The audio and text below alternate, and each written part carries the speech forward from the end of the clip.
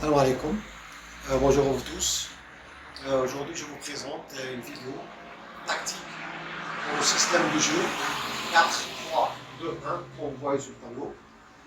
C'est un système de jeu qui est apparu dans les années 90. C'était le 4, 5, 1.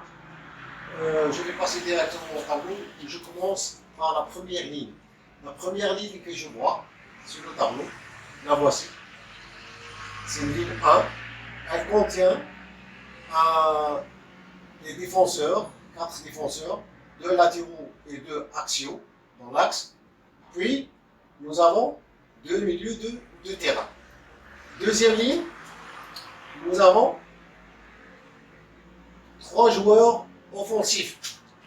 Un joueur, ou bien 2 joueurs excentrés et un joueur axial. Puis, nous avons la dernière, que nous avons un seul joueur, c'est le joueur en pointe, c'est le joueur numéro 9. Alors, ce système-là, c'est un système qui assure un équilibre défensif. C'est un équilibre défensif dans ce système. Les joueurs clés sont les joueurs numéro 6 défensifs, c'est-à-dire 2 défenseurs. Là, il y a une grande complémentarité entre les deux joueurs, soit dans les déplacements, soit dans la communication. Et ces deux joueurs-là, l'un avance, l'autre couvre, et le contraire.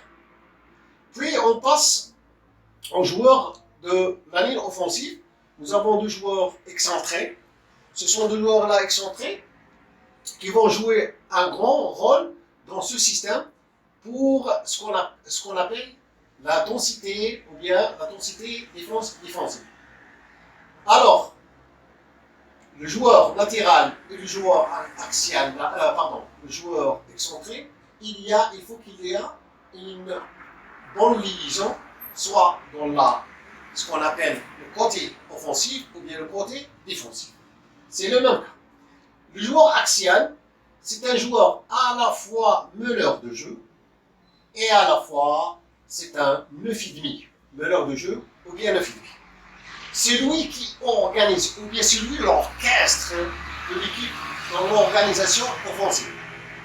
Puis nous avons le joueur en pointe, le numéro 9 là. C'est un joueur qui a un grand rôle, qui joue bien sûr un rôle, c'est quoi? C'est de jouer les remises, dans le remise à ses coéquipiers, soit aux joueurs excentrés, soit aux joueurs axial, soit d'autres joueurs qui s'est placés devant lui. Il joue dos au but, mais il a un grand rôle dans c'est-à-dire ses contacts avec ses partenaires. Bref, maintenant on passe côté d'animation.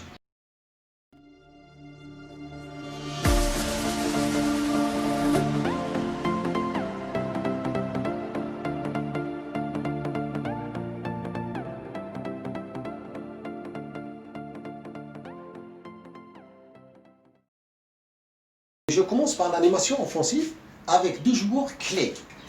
Les deux joueurs clés sont le joueur axial, c'est tantôt un joueur meneur de jeu, tantôt un 9,5. Avec le joueur ici, en pointe, c'est le joueur avant-centre. Il faut qu'il y ait une bonne liaison entre ces 2 joueurs et une bonne relation entre ces 2 joueurs. Pourquoi? Parce que le joueur là, il va jouer, c'est un joueur en appui par rapport aux autres coéquipiers. Il joue beaucoup de remises, soit aux joueurs excentrés, soit aux joueurs qui se trouvent en axe. Ce joueur-là va dévier les balles sur le côté droit ou bien le côté gauche que des joueurs excentrés vont se déplacer pour animer le côté offensif, soit joueur excentré ou bien joueur latéral, de côté gauche ou bien côté droit. Ou bien, des fois, les balles, il va remettre les balles au joueur excentré qui va ouvrir sur le côté, soit le côté droit, soit le côté gauche, qui laisse ce dernier-là, je parle du joueur latéral, qui se déplace au dos de l'adversaire pour faire ce qu'on appelle une bonne ouverture à ses coéquipiers et pour bien sûr animer ce qu'on appelle le côté attaque.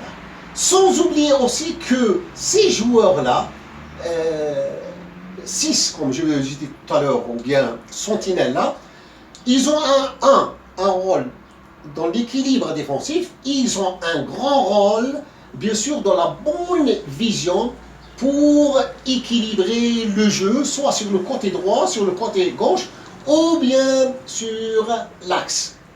Pourquoi? Parce que là, dans le côté là, on trouve une grosse densité au milieu de terrain. Maintenant, je passe au côté défensif. Et grosse densité au milieu de terrain, ce qui pousse l'adversaire, au lieu de jouer dans l'axe, il va trouver que l'axe est bien concentré avec des joueurs, alors il est obligé de jouer sur les côtés. Comme je peux prendre dans les côtés là, je vais prendre le joueur excentré et je vais prendre le joueur numéro 6. Excentré, le joueur excentré, latéral et numéro 6. S'il y a un jeu sur le côté, par exemple gauche là, le joueur latéral se déplace, comme j'ai dit tout à l'heure, pour faire d'ouverture. Le joueur excentré, il est obligé de prendre sa place.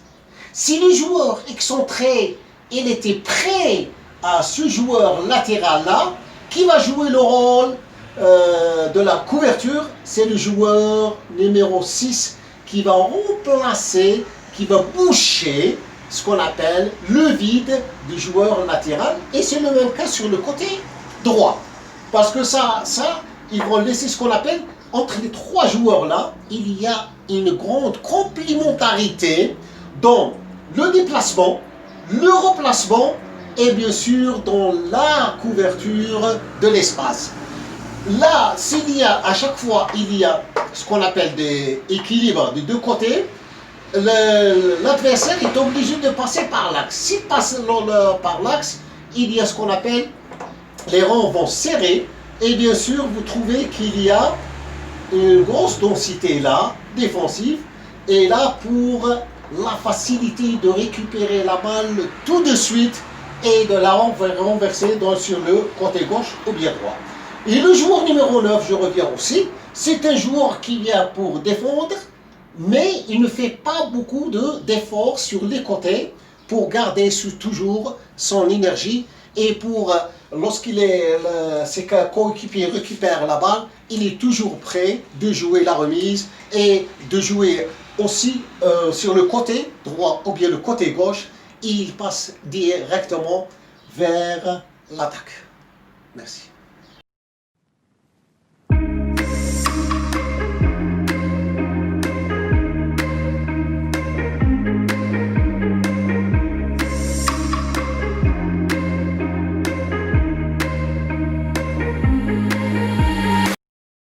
Quelques situations clés, on peut dire aussi quelques solutions au niveau de l'attaque.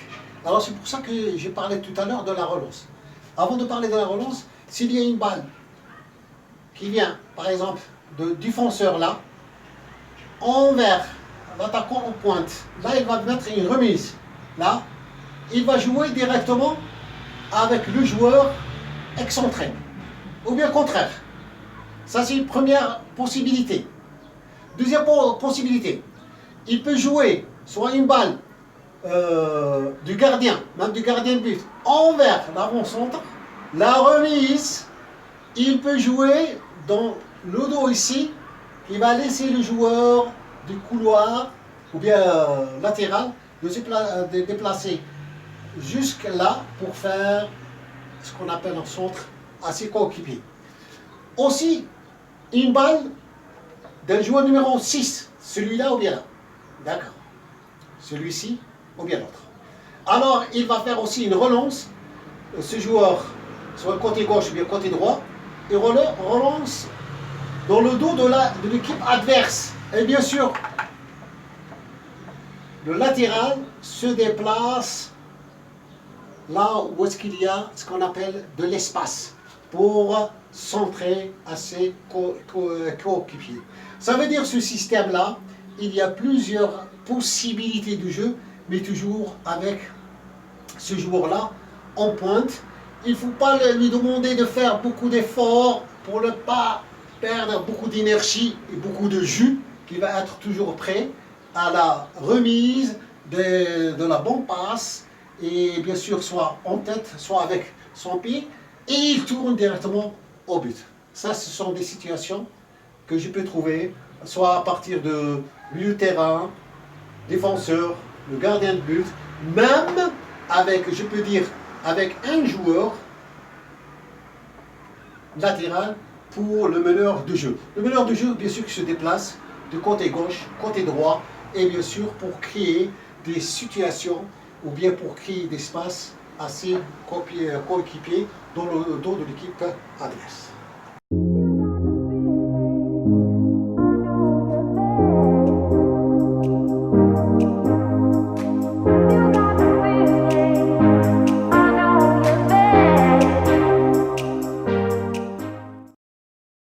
Tous les schémas tactiques ont des avantages et ont des inconvénients.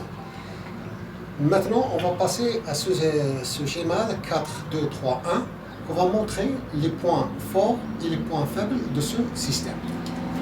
Je commence par ce tableau-là. Le premier point, le plus important, c'est le meilleur quadrillage du terrain. C'est le meilleur quadrillage. Deuxième point, il y a une homogénéité de l'équipe avec une faible distance entre les lignes. Et à la récupération de la balle, il y a une grande densité, ou bien une grosse densité au milieu du terrain, soit dans la circulation de balle, soit à la récupération de la balle. Voilà. Et lorsqu'il y a une bonne récupération de la balle, il y a ce qu'on appelle, là, il y a une grande densité défensive. Ce qu'il faut là, ce qui force l'adversaire de prendre des risques et encaisser des buts. Alors pour moi, ce dispositif est un dispositif idéal pour préserver ou bien pour conserver un résultat. Maintenant, on passe aux principaux points faibles de ce système. Suivez-moi. Bien. Alors, l'unique avant son temps, voilà, le numéro 9 avant son temps, doit avoir une palette de jeu complète. Ça veut dire qu'il va faire un grand effort. C'est un pivot qui va bouger, etc. Il va jouer la remise dos au but de l'adversaire, la remise, d'accord? Le joueur vient là, va jouer la remise. Jeu de tête, ça veut dire jeu aux profondeurs, il va passer profondeur, le jeu aux profondeurs. Et il y a aussi ce qu'on appelle, il va fournir beaucoup d'efforts physiques. Ça, c'est pour le premier point pour l'avancement. Maintenant, il y a beaucoup aussi d'efforts physiques sont demandés aux 4 milieux de terrain, ou bien au milieu de terrain à la paire de la balle. Là, ils vont faire un grand effort.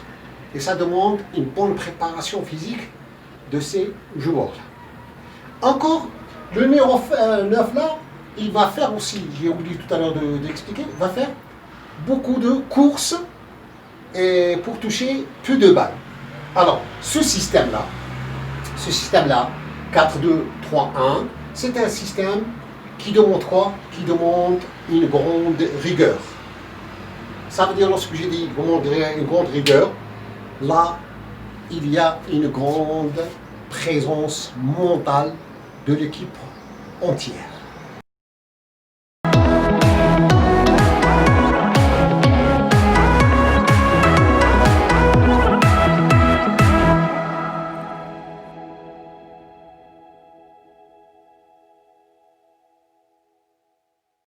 Maintenant, on est arrivé à la fin de cette vidéo consacrée au système de jeu 4, 2, 3, 1.